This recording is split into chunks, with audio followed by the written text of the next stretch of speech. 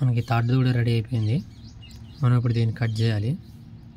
మీరు కత్తెర తీసుకొని కట్ చేసినట్టు విధంగా కట్ చేసుకోండి.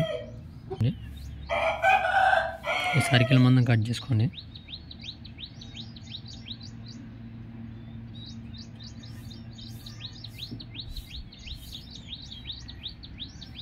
ఈ తాడుది కూడా అంతే కట్ చేసుకోవాలి.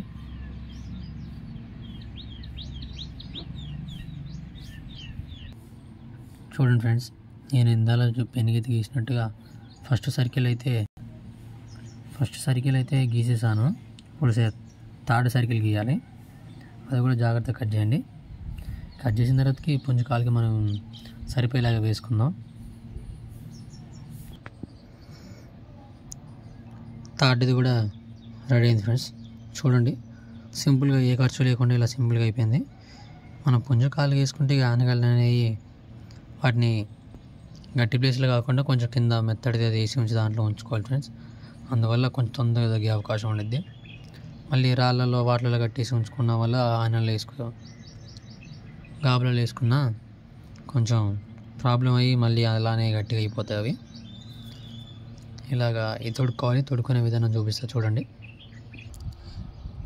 మీరు చూసేదే నా బ్రీడర్ ఫ్రెండ్స్.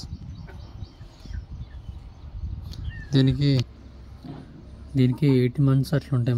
18 months ఉంటాయి. 2 years దగ్గరలో ఉంటుంది. ఇక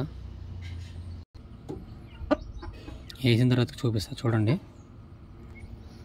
ఇలాగా ముందైతే 3 దాని ఫింగర్స్ అనేవి లోపల పెట్టుకోవాలి ఫ్రెండ్స్. ఇలాగా ఇక చిన్నగా ఇది బ్యాండేజ్ ఇక్కడ దాకా ఎక్కియాలి. చూపించాలి, ఇక్కడ దాకా ఎక్కించుకోండి.